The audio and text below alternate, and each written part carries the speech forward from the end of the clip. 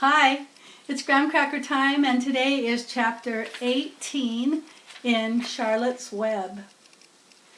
We're almost finished. 5 chapters, counting this one. 5 chapters left. In the cool of the evening, when shadows darkened the fairgrounds, Templeton crept from the crate and looked around. Wilbur lay asleep in the straw. Charlotte was building a web. Templeton's keen nose detected many fine smells in the air. The rat was hungry and thirsty. He decided to go exploring. Without saying anything to anybody, he started off. "Bring me back a word," Charlotte called after him.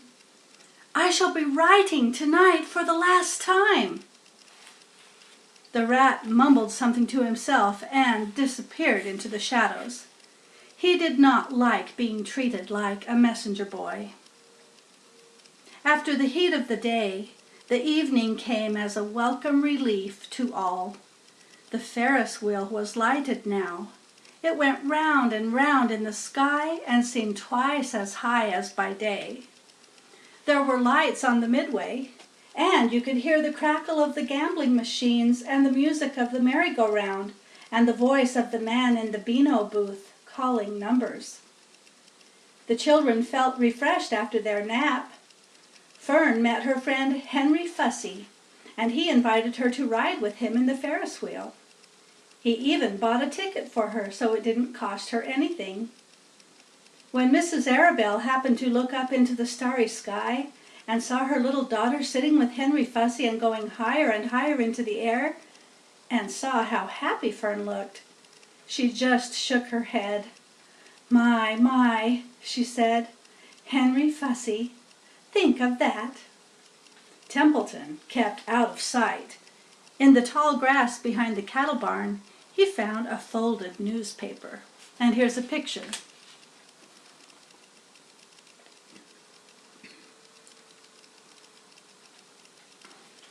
Inside it were leftovers from somebody's lunch. A deviled ham sandwich, a piece of Swiss cheese, part of a hard-boiled egg, and the core of a wormy apple. Think how all that smelled. The rat crawled in and ate everything.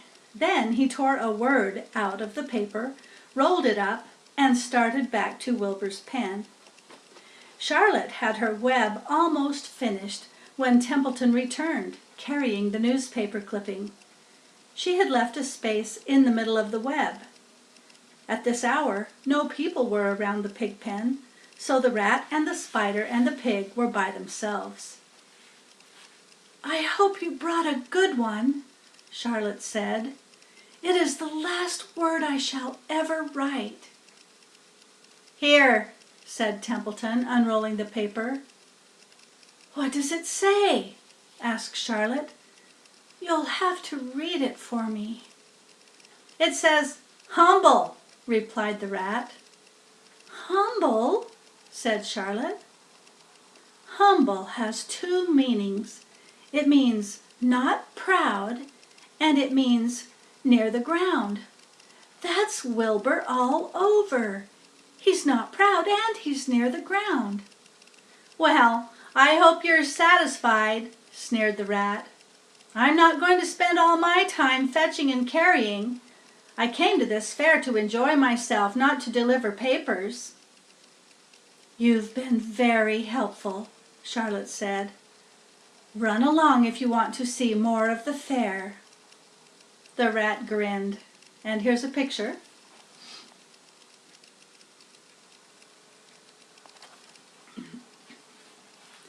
"I'm going to make a night of it," he said. "The old sheep was right. This fair is a rat's paradise.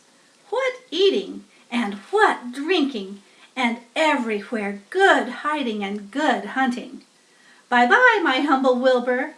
Fare thee well, Charlotte, you old schemer. This will be a night to remember in a rat's life." He vanished into the shadows. Charlotte went back to her work. It was quite dark now.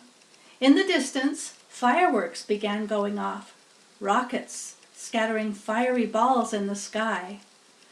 By the time the Arabelles and the Zuckermans and Lurvy returned from the grandstand, Charlotte had finished her web. The word humble was woven neatly in the center. Nobody noticed it in the darkness. Everyone was tired and happy. Fern and Avery climbed into the truck and lay down. They pulled the Indian blanket over them. Lurvy gave Wilbur a forkful of fresh straw. Mr. Arabelle patted him. "Time for us to go home," he said to the pig. "See you tomorrow." The grown-ups climbed slowly into the truck, and Wilbur heard the engine start and then heard the truck moving away in low speed. He would have felt lonely and homesick had Charlotte not been with him. He never felt lonely when she was near. In the distance he could still hear the music of the merry-go-round. As he was dropping off to sleep, he spoke to Charlotte. "Sing me that song again about the dung and the dark," he begged. "Not tonight," she said in a low voice. "I'm too tired." Her voice didn't seem to come from her web. "Where are you?" asked Wilbur. "I can't see you. Are you on your web?" "I'm back here," she answered, "up in this back corner." "Why aren't you on your web?" asked Wilbur. "You almost never leave your web." "I've left it tonight," she said. Wilbur closed his eyes. "Charlotte," he said after a while, "do you really think Zuckerman will let me live and not kill me when the cold weather comes? Do you really think so?" "Of course," said Charlotte. "You are a famous pig, and you are a good pig. Tomorrow you will probably win a prize. The whole world will hear about you. Zuckerman will be proud and happy to own such a pig. You have nothing to fear, Wilbur, nothing to worry about. Maybe you'll live forever, who knows? And now, go to sleep." For a while there was no sound. Then Wilbur's voice. "What are you doing up there, Charlotte?" "Oh, making something," she said. "Making something as usual." "Is it something for me?" asked Wilbur. "No," said Charlotte. "It's something for me for a change." "Please, tell me what it is," begged Wilbur. "I'll tell you in the morning," she said. "When the first light comes into the sky and the sparrows stir and the cows rattle their chains, when the rooster crows and the stars fade, when early cars whisper along the highway, you look up here and I'll show you something. I will show you my masterpiece." Before she finished the sentence, Wilbur was asleep. She could tell by the sound of his breathing that he was sleeping peacefully, deep in the straw. Miles away, at the Arabelle's house, the men sat around the kitchen table eating a dish of canned peaches and talking over the events of the day. Upstairs, Avery was already in bed and asleep. Mrs. Arabelle was tucking Fern into bed. "Did you have a good time at the fair?" she asked as she kissed her daughter. Fern nodded. "I had the best time I have ever had anywhere or any time in all of my whole life." "Well," said Mrs. Arabelle, "isn't that nice?" The end of chapter 18. Bye-bye. I love you.